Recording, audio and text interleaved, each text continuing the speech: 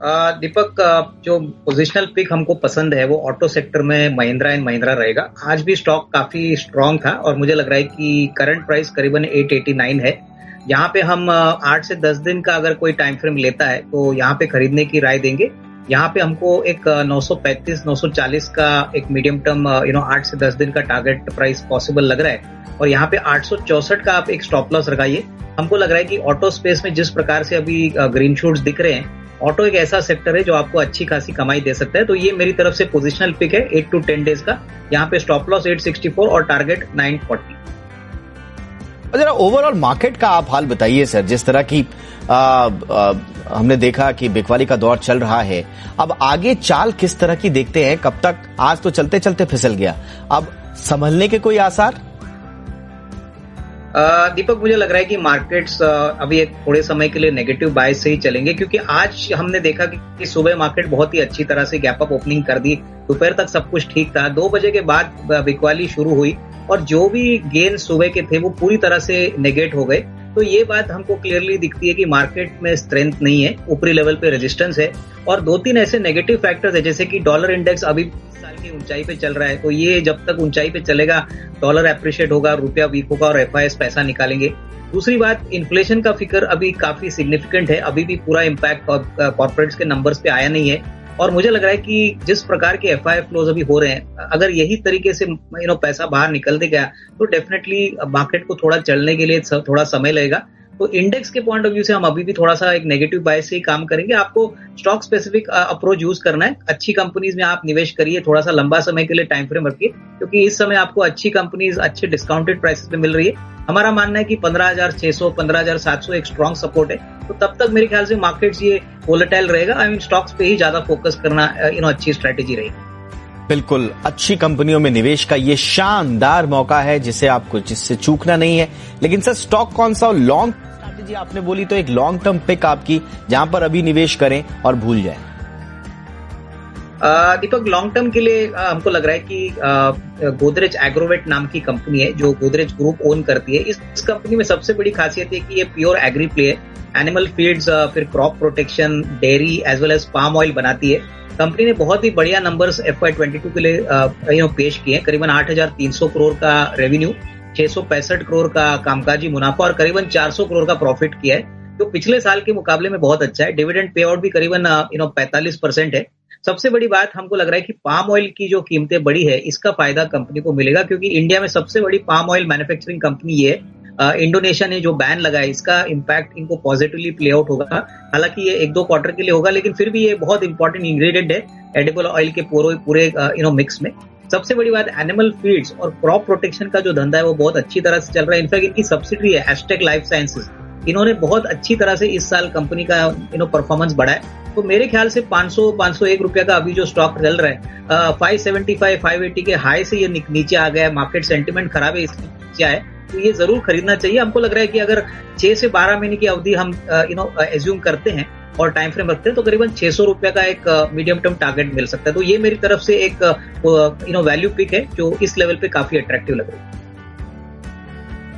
दीपक, इसमें मुझे लग रहा है कि निवेशकों को डेफिनेटली स्टॉक को होल्ड करना चाहिए। देखिए, नंबर्स सारे पैरामीटर्स पे अच्छे हैं, एसेट क्वालिटी भी ठीक ठाक हो चुकी है, इनका प्रॉफिट भी पिछले लॉस के हिसाब से अच्छा आ जाए। ओवरऑल जो अभी नेगेटिविटी बैंक निफ्टी और बैंकिंग में आई है वो इसलिए है क्योंकि इंटरेस्ट रेट्स बढ़ चुके हैं, थोड़ा बहुत डिमांड शॉर्ट टर्म में कॉम्प्रेस होगा। बट हमको लग रहा है कि इंटरेस्ट रेट साइकिल जब बढ़ती है तभी एसेट क्वालिटी बैंकों की अच्छी होती है। बैंक ऑफ बड़ौदा का भी ओवरऑल जो एसेट क्वालिटी का पिक्चर है वो बहुत अच्छा है।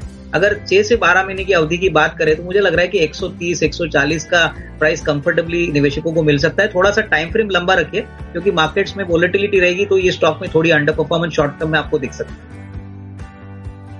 देखिए, आईटी शेयर्स में हमने काफी बिकवाली देखी है, लेकिन इधर हम एक बात को भूलना नहीं चाहिए कि ये सारे आईटी कंपनीज डॉलर्स कमाते हैं और कोई इंपोर्ट नहीं करता। तो इनके लिए आगे का जो रोड मैप है वो काफी स्ट्रांग है, क्योंकि जितना रुपया डिप्रिशिएट होता है आने वाले 1-2 क्वार्टर्स में इनके मार्जिन में पॉजिटिव इजाफा होना चाहिए। सबसे बड़ी बात, इनविजिबल एक्सपोर्ट जो सर्विस एक्सपोर्ट्स होता है, यहाँ पे आईटी कंपनीज इंडिया की बहुत बड़ा रोल प्ले कर रही है। ओवरऑल 5G का जो रोल आउट है वो टेक महिंद्रा को बहुत बेनिफिट करेगा, क्योंकि ये टेलीकॉम सेक्टर में बहुत बड़े प्लेयर है। तो मुझे लग रहा है कि स्टॉक पकड़ के रखिए। इस नतीजे के बाद स्टॉक में थोड़ा बहुत कंसोलिडेशन होगा, क्योंकि नंबर्स मेरे ख्याल से ठीक ठाक है। आगे का जो अगला साल है वो काफी अच्छा रहेगा, तो इसमें कोई डाउट नहीं कि अगर कोई मीडियम टू लॉन्ग टर्म के लिए निवेश करना चाहता है या ऑलरेडी पोजीशन है तो उनको होल्ड करना चाहिए। देखिए, पहली बात तो ये जो मुनाफे की राइज है वो इसलिए क्योंकि पिछले क्वार्टर में इन्होंने काफी बड़ी प्रोविजनिंग की थी कोविड के लिए। अभी इस बार प्रोविजनिंग की जरूरत नहीं है, तो ओवरऑल नंबर्स आपको और सभी को अच्छे लग रहे हैं, बट ओवरऑल एसेट क्वालिटी का आंकड़ा भी काफी अच्छा हो चुका है। और हमको लग रहा है कि माइक्रो फाइनेंस बिजनेस में अभी वापस नॉर्मल सी आई है, कोविड का इम्पैक्ट अभी नहीं दिखेगा, प्रोविजन नहीं लगेंगे। और डेफिनेटली हाउसिंग फाइनेंस का जो पार्सल उन्होंने जो पहले खरीदा था एचडीएफसी के ग्रुप कंपनी से, वो भी उसका भी फायदा कंपनी को मिलेगा। तो इनका बाइंग प्राइस भी काफी अच्छी है, मेरे ख्याल से कंटिन्यू टू होल्ड ऑन। यहाँ पे हम समझते हैं कि और भी अच्छी अपसाइड के लिए जगह है, तो ये डेफिनेटली स्टॉक में इनको बने रहना चाहिए। देखिए, मुझे लग रहा है कि इनका नजरिया अगर कम से कम 12-15 महीने है, तो एक बात तो यकीन से मैं कह सकता हूं कि ऑटो सेक्टर में अभी ग्रीन शूट शुरू हो चुके हैं। कमर्शियल व्हीकल का बिजनेस डोमेस्टिकली तो अच्छा कर ही रहा है, लेकिन जेएलआर का बिजनेस भी हमको लग रहा है कि आने वाले 6 से 12 महीने में बहुत अच्छी तरह से चलेगा। रही बात कंपनी की अर्निंग्स के लिए, तो हो सकता है कि फर्स्ट हाफ ऑफ FY23 थोड़ा चैलेंजिंग रहे, लेकिन ऐसा लग रहा है कि सेकंड हाफ ऑफ FY23 में कंपनी मुनाफे में बहुत अच्छा परफॉर्मेंस दिखाएगी। तो मेरे ख्याल से एटलीस्ट फर्स्ट टारगेट 450 रुपया का है, तो यहाँ पे बने रहे। और लॉन्ग टर्म के लिए मुझे लग रहा है कि इस प्राइस से और भी अच्छी रिस्क रिवॉर्ड बन सकते हैं, तो यहाँ पे बिकवाली मत करें, यहाँ पे होल्ड करें। थोड़ा सा और स्टॉक कम से कम 6-8 मंथ में बढ़ेगा, और ऑब्वियसली FY23 का आउटलुक पिछले साल के मुकाबले में अच्छा लग रहा है। एसबीआई के नतीजे आ गए, बहुत ही उम्दा नंबर आ गए, करीबन 40% का प्रॉफिट बढ़ा है, एसेट क्वालिटी भी ठीक ठाक हो गई है।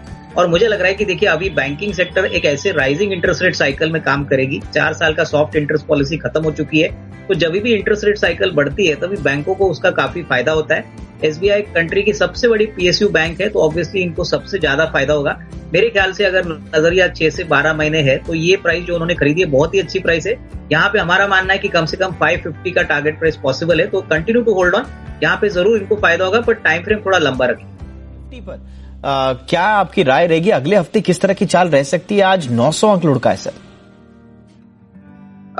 दीपक, मुझे लग रहा है कि जो मार्केट में सबसे वीक कंपोनेंट्स है वो बैंक है और मेटल्स है। ये दोनों सेक्टर से मुझे लग रहा है कि शॉर्ट टर्म में थोड़ा सा निवेशकों को थोड़ा सा बच के रहना चाहिए। हालांकि मैंने एसबीआई में होल्ड करने की राय दी है।